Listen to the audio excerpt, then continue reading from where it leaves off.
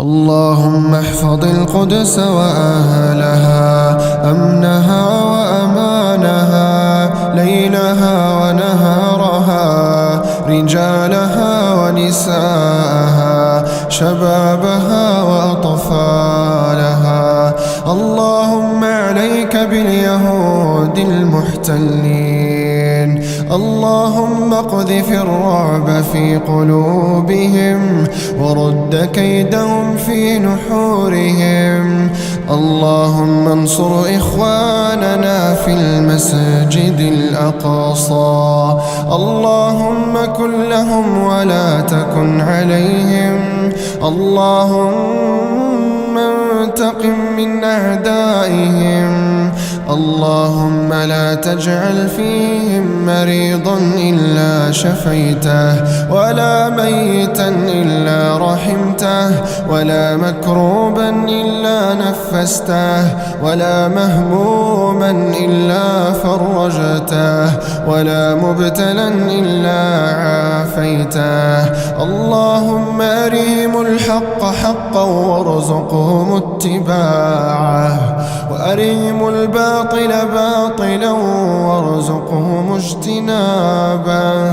اللهم خفف عنا ثقل هذه الأيام، فقد امتلأت القلوب بالأحزان.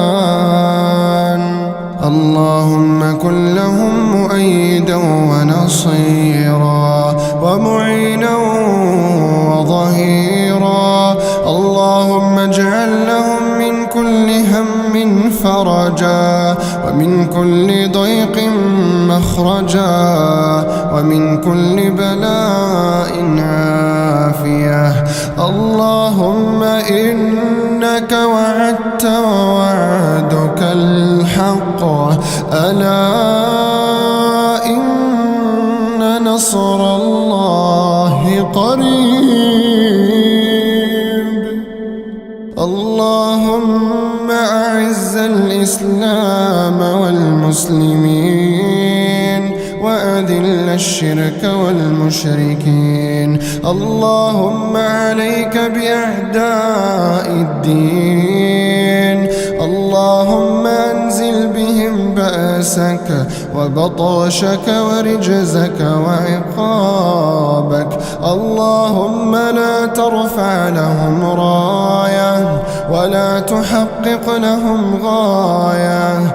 اللهم صب عليهم صوت عذاب، فإنهم أفسدوا في البلاد وقتلوا